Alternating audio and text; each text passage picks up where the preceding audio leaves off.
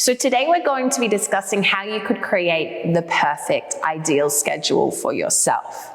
Now, when you're new to teaching Pilates or Barre or yoga or whatever it is you're teaching, at the start there is going to be a tendency that you're going to be taking on a lot of covers. Covers are a great way to get your foot in the door with new studios and get to know the studio and the clients really well. When you're taking on covers, it's really important to consider the style of classes they have at the certain studio you're at. And also if you're covering for a teacher, it's quite nice to know what style of teaching they have. Maybe you want to do something in a quite similar way. Or do you want to bring in a different style? You also might want to talk to the regular teacher and question them. How do your students like their classes? Are they really wanting a strong class, or are they more just there to tick the box that they've done exercise for the day? If you're coming in to a Pilates class and they like a really juicy, flowy, feel-good practice, and you're coming in and giving them really heavy dumbbells and ankle weights and wanting to really burn them, it might not resonate when you're covering. So that's something really important to consider. Now, when you're starting out as well, you might not be teaching full time and you might have another job on the side. So it's going to be a little bit tricky perhaps to start to weave your way in around your regular schedule or your other work. A really great benefit of this is that you can take on weekend work if you don't already work on weekends. Weekends tend to be a time where there is a lot of covers needed because people have social lives. So weekends are a great way to pick up a lot of covers, show a studio you're interested, get your foot in the door, and then work towards getting some permanence. Something I've found in my experience is setting the intention with the studio. I would love to come on as a cover teacher with the intention I would love to be on your studio if you think we're going to mesh well. So with that being said, you want to be mindful of what studios you go and work at. If there is a studio that has a really dynamic, fast, intense pace, maybe it's a Pilates style that's a little bit more PT-based dynamic with lots of cardio involved, and you prefer to do more a yoga-influenced style of teaching Pilates, you might not go to that studio. That might not be your avenue. If you're open to learn new styles, great, go there, but you might pick the yoga studio that has Pilates on the side perhaps.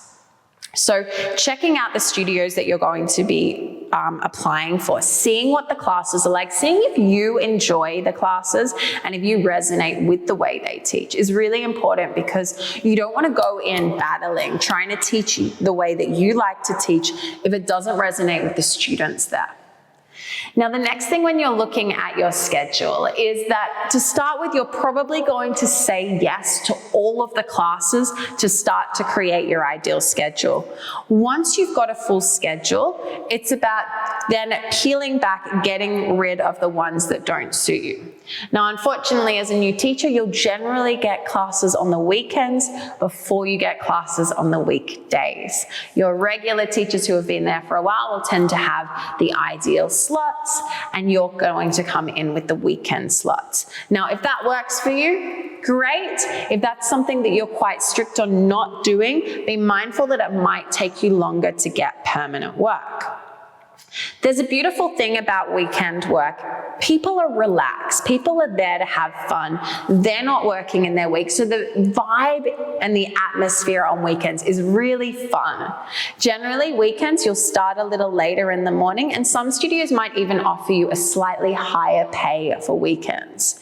Now, if you work Monday to Friday in another job and you're coming into teaching and you get weekends, it could be worth talking to the studio and say, great, I would love to take that on. Do you think we could do an alternating week? That's an option that some studios will take on.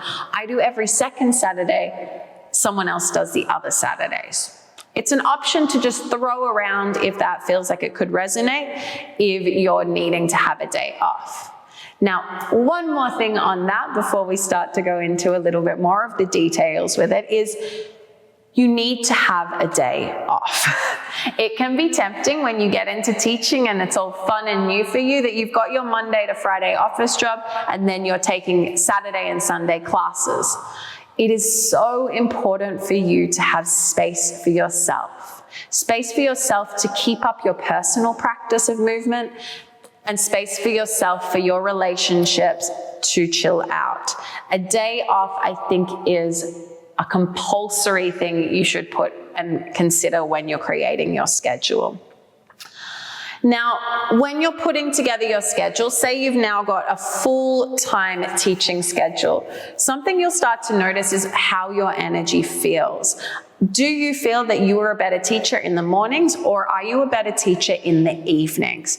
Consider that when you are taking on classes. If you have more energy in the evenings and that's when you want to teach, favor getting evening classes.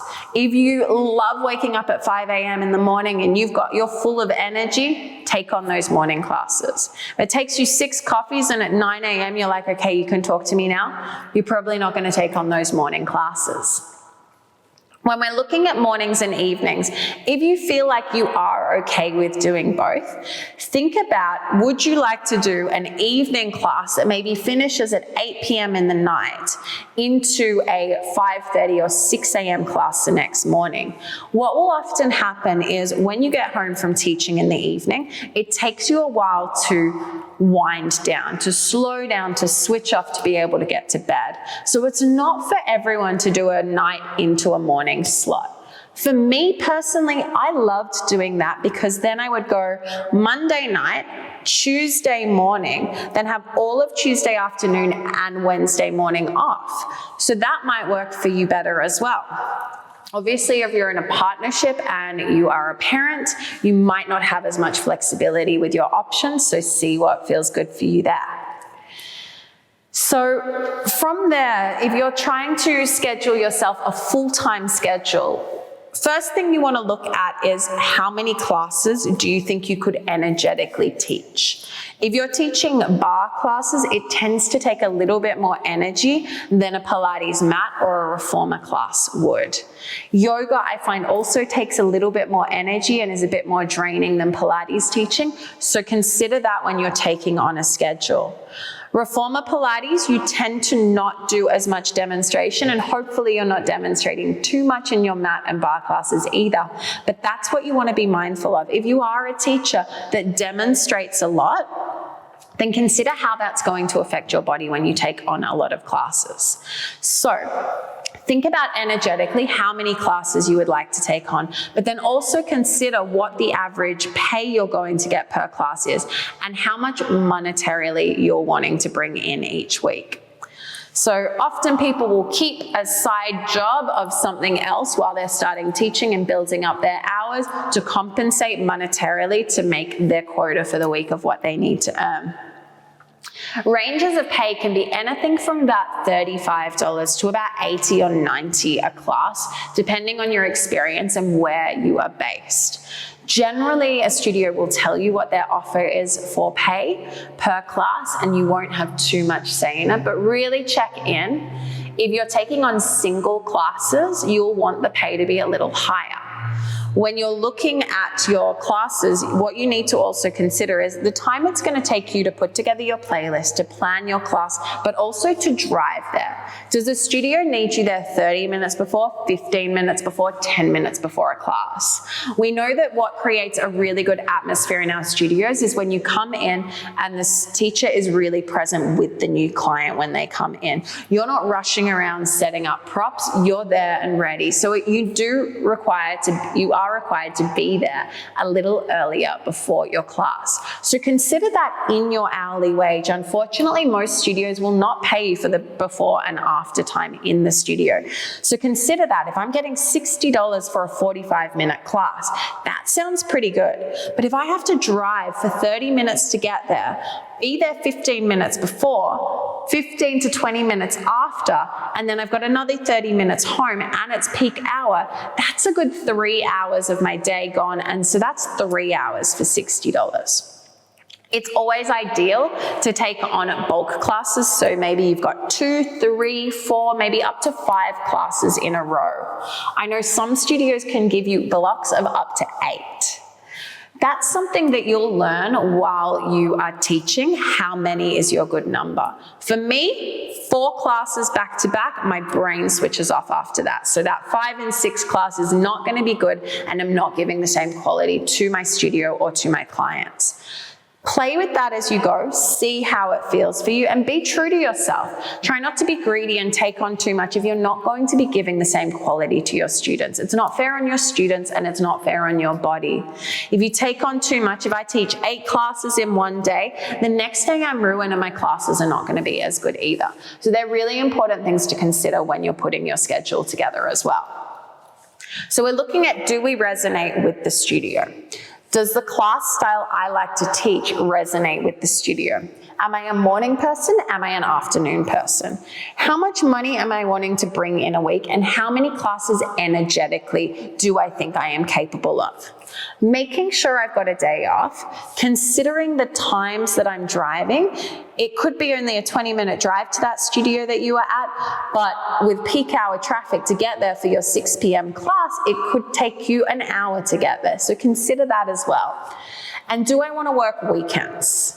All of those things are really important to consider when you're putting together your schedule.